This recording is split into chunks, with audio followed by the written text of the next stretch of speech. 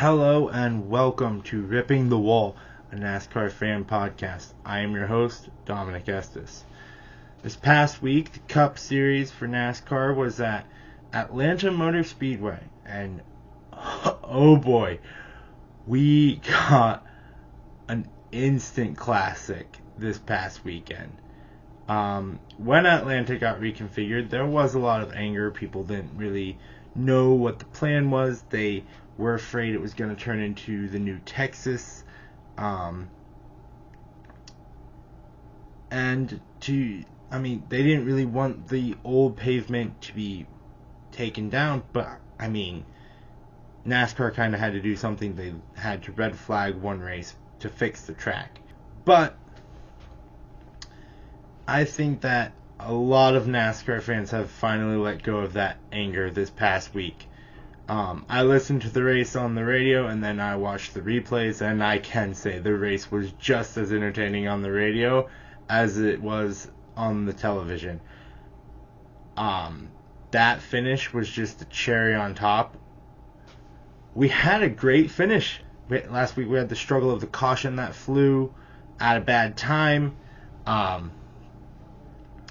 But this week we get a race that goes all the way to the end, to the checkered, battling it out.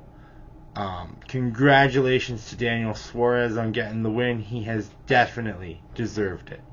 For the recap of this race, we're going to start at Friday and Saturday. The 10 and the 41 had their roof rails confiscated. And then you had Joey Logano on Saturday after qualifying, getting hit with the penalty for improper safety equipment. His glove was not fully SFI certified due to the fact that he had a piece of webbing in between his thumb and his pointer finger. He had to drop to the rear and do a pass-through penalty. A lot of people thought, Logano's done for the day because of that penalty. But then the yellow came out on lap 2, and that pass-through penalty really wasn't as bad as people thought it was going to be. A track record, 48 lead changes. So a lot of battling in this event. Great racing. Stage 2 kind of evened out. It was mostly green, which is good, but a lot of battling for the lead in this event. Front Row Motorsports, perks to them. They finally got a front row start for both of their cars. As soon as Logano had his penalty, I knew that McDowell was going to take whichever lane would let Gilliland slide up, and then Front Row Motorsports could have a front row. Todd Gilliland, unfortunately, involved in an accident on track. He finishes about 5 laps down. Michael McDowell, he won stage 1.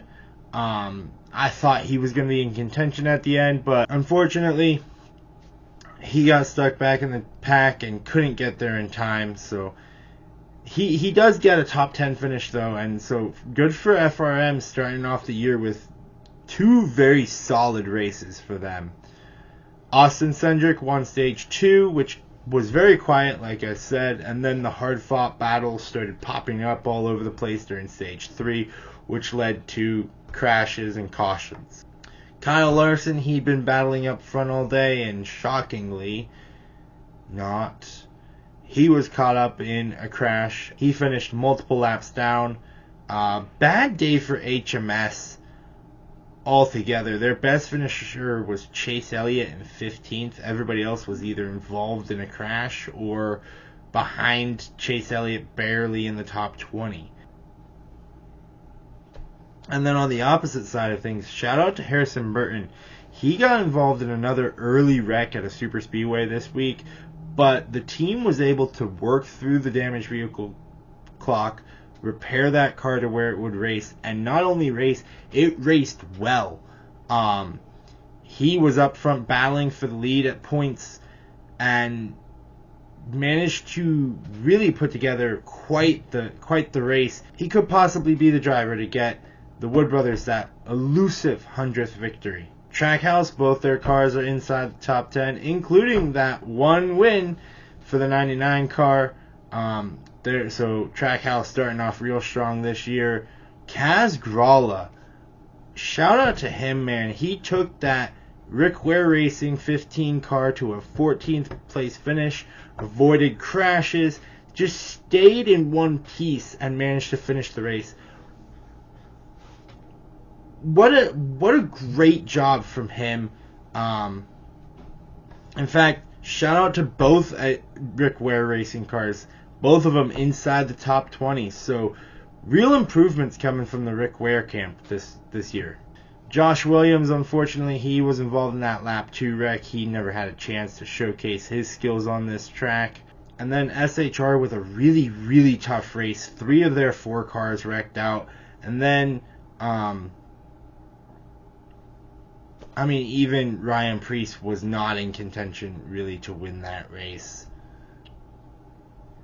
But then we finally get to the end of this race. I will admit I had stuff going on in stage 2, so I was not able to pay full attention to the race during that stage. So I missed a good chunk of this race, and in fact I missed most of stage 3 with the same stuff going on.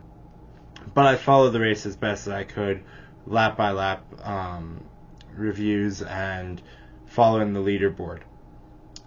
But the finish of this race has been the main talking point. Ryan Blaney led up the white. He had led for like 5 laps up to that point, doing a great job moving around, blocking the air, blocking the runs, keeping himself in front.